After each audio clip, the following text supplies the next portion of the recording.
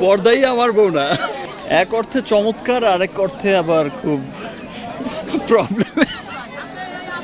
এক অর্থে তো খুব চমৎকার, যেমন আজকে তো তাও একটু লোকের সংখ্যা অনেক কম। এখানে শ্যুট ছিল না গত 3 দিন, মানুষ ভেবেছে শ্যুট শেষ। ওটা আসলে পর্দায় দেখলে বোঝা যাবে যে পর্দায় আসলে কার বউ।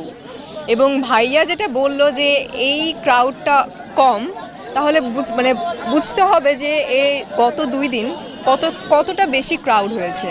এবং আমাকে যদি কোয়েশ্চেন করে থাকেন যে আমার কেমন লাগে, আমি আসলে ক্রাউডটাকে এনজয় করি, কারণ ছোটোবেলা থেকে আমি চাইছিলাম যে যখন আমি শুটিং করব তখন এরকম ক্রাউড হবে, এরকম মানুষ দেখবে।